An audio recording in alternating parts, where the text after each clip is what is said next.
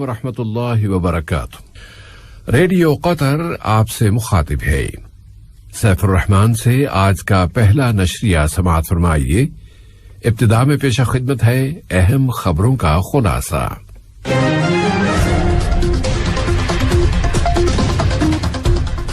صاحب سمو امیر نے مصری صدر کی جانب سے ایک دستی خط وصول کیا۔ یہ خط باہمی تعلقات سے متعلق ہے۔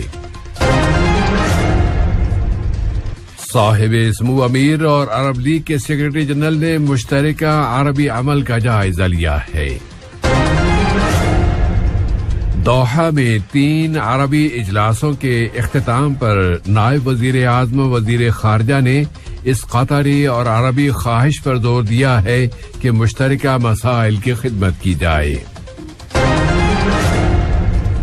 اور یہودی آبادکاروں نے القدس میں جھنڈوں کا جلوس نکالا ہے۔ قابض فورسز نے مغربی کنارے میں فلسطینیوں کے جلوسوں کو کچل دیا ہے اور مزاحمت نے اسرائیل کو متنبہ کیا ہے۔ سمجھ یہ تھا اہم خبروں کا خلاصہ، اور اب آج کا مفصل نشریہ۔ ایک دستی خط وصول کیا۔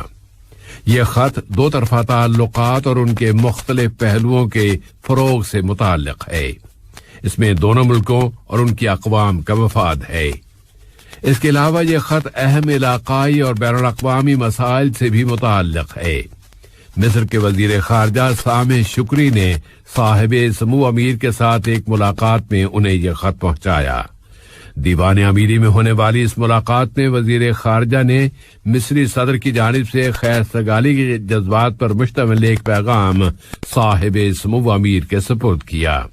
اس میں ان کی توفیق و کامیابی اور قطری عوام کی مزید ترقی و خوشحالی کی تمنا کا اظہار کیا گیا ہے۔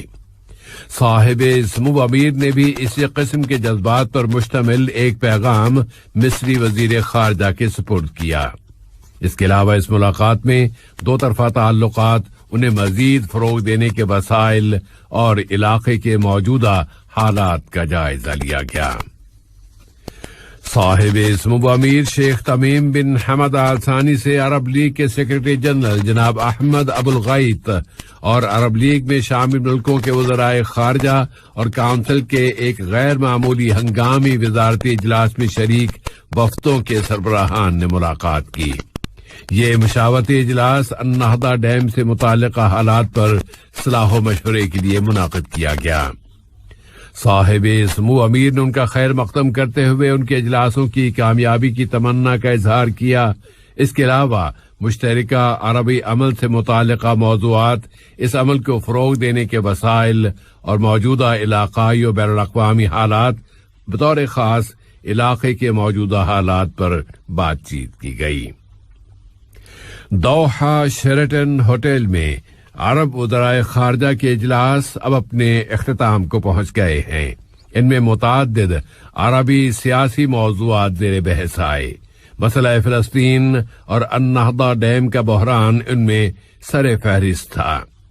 ان اجلاسوں کا آغاز نائب وزیر اعظم و وزیر خارجہ شیخ محمد بن عبد الرحمن آل ثانی کی صدارت میں عرب وزرائے خارجہ کے مشاورتی اجلاس سے ہوا۔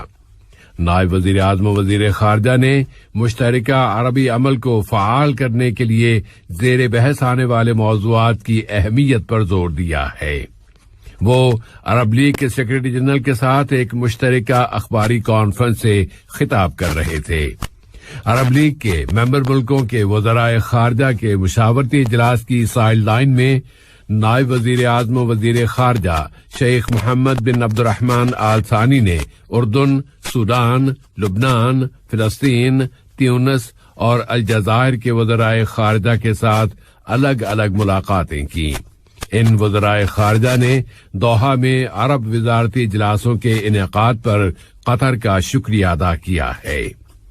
دوحہ کے ان اجلاسوں سے عربوں نے بہت سی امیدیں وابستہ کر رکھی ہیں، جبکہ قطر نے متحدہ عربی فیصلے کرنے کی اہمیت پر زور دیا ہے، جس کے نتیجے میں انٹرنیشنل پلیٹ فارم پر عربی موقف کو فروغ حاصل ہوگا۔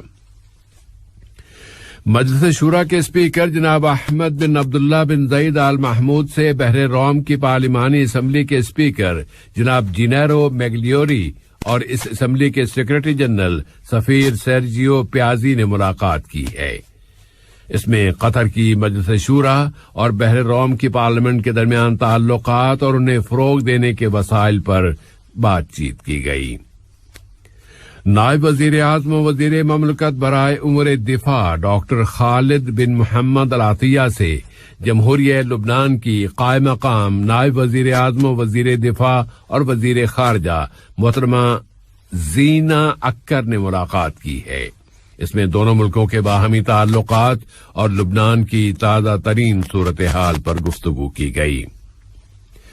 نائب وزیر اعظم و وزیر خارجہ شیخ محمد بن عبد الرحمن آل ثانی سے جمہوریہ اٹلی کے وزیر خارجہ و بین الاقوامی تعاون جناب لوئیجی ڈومایو اور جمہوریہ پیراگوئے کے وزیر خارجہ تعلقات جناب اوکلیدس اسیفیدو کے نام انہوں نے دستی خط ارسال کیے ہیں اور یہ خط دو طرفہ تعلقات سے متعلق ہے۔ کویت کی پارلیمنٹ کے اسپیکر جناب مرزوق بن علی الغانم سے کویت کے لیے قطر کے سفیر جناب بندر بن محمد العطیہ نے ملاقات کی اور وہ سفارتی ذمہ داریوں کے اختتام پر ہوئی۔ ملاقات میں دونوں برادر ملکوں کے درمیان تعلقات و تعاون کا جائزہ لیا گیا۔ پراگ میں جمہوریہ چیک کی وزارت خارجہ کے ادارہ پروٹوکول کی ڈائریکٹر محترمہ مارکیٹا ساربوکووا نے جمہوریہ چیک کے لیے قطر کے غیر مقیم سفیر شیخ عبداللہ بن محمد بن سعود آل ثانی سے ان کی اسناد سفارت کی کاپیاں وصول کی ہیں۔ قطر نے صومالیہ کے دارالحکومت مقدیشو میں ایک فوجی اڈے کو نشانہ بنانے والے حملے کی سخت ترین الفاظ میں مذمت کی ہے۔ اس حملے میں متعدد افراد ہلاک اور زخمی ہو گئے ہیں۔ قطر کی وزارت خارجہ نے اپنے ایک بیان میں قطر کے اس مستقل موقف کو دہرایا ہے کہ وہ ہر طرح کے تشدد، دہشت گردی اور مجرمانہ کارروائیوں کو مسترد کرتا ہے، خواہ ان کی وجوہات و اسباب کچھ بھی کیوں نہ ہوں۔ بیان میں ہلاک شدگان کے پسماندگان اور صومالیہ کی حکومت اور عوام سے تعزیت کا بھی اظہار کیا گیا ہے۔ قابض اسرائیل کے لڑاکا طیاروں نے آج صبح سویرے فجر کے وقت غزہ کی پٹی کے جنوبی ضلع خان یونس کے ایک مقام اور شہر غزہ کے جنوب میں ایک دوسرے مقام پر بمباری کی ہے۔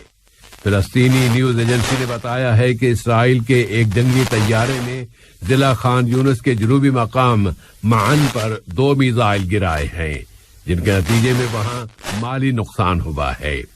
پھر غزہ شہر کے جنوب میں ایک دوسرے مقام پر بھی کم از کم 1 میزائل گرایا گیا، لیکن اس سے کوئی جانی نقصان نہیں ہوا۔ واضح رہے کہ اسرائیل کی گزشتہ جارحیت کے ختم ہو جانے کے بعد یہ پہلا موقع ہے کہ قابض اسرائیلی طیاروں نے غزہ میں پھر سے حملے کیے ہیں۔ فلسطین سے متعلق ہی یہ خبر کہ یہودی آبادکاروں نے مقبوضہ القدس کے میدان باب العمود پر چڑھائی کی ہے۔ وہ جھنڈوں کے ڈانس کے نام سے ایک جلوس نکال رہے تھے۔ فلسطینی ہلال احمر نے بتایا ہے کہ قابض فورسز کے ساتھ مقابلوں میں 17 فلسطینیوں کو زخمی کر دیا گیا ہے، جنہوں نے فلسطینی پرچم اٹھا رکھے تھے۔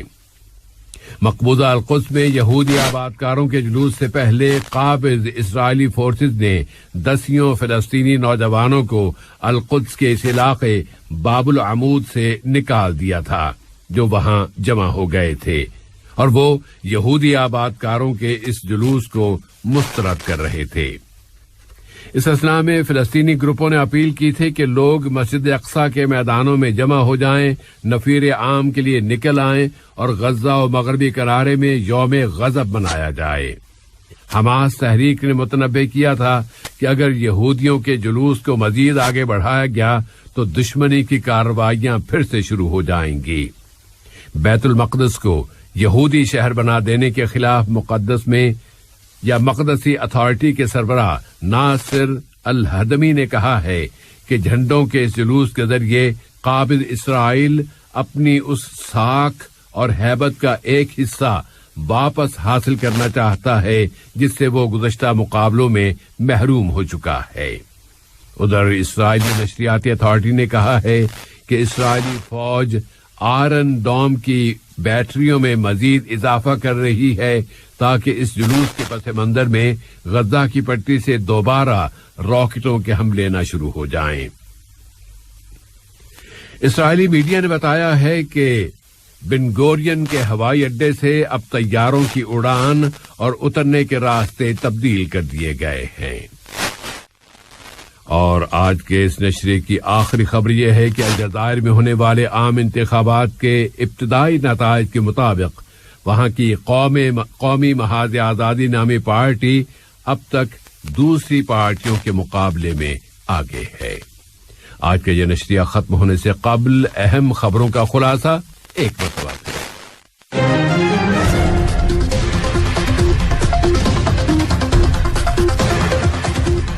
صاحب سمو امیر نے مصری صدر کی جانب سے ایک دستی خط وصول کیا ہے اور یہ خط باہمی تعلقات کے فروغ سے متعلق ہے۔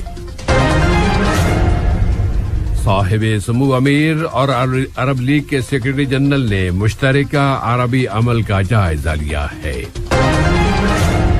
دوحہ میں 3 عربی اجلاسوں کے اختتام پر نائب وزیر اعظم و وزیر خارجہ نے اس قطری اور عربی خواہش پر زور دیا ہے کہ مشترکہ مسائل کی خدمت کی جائے۔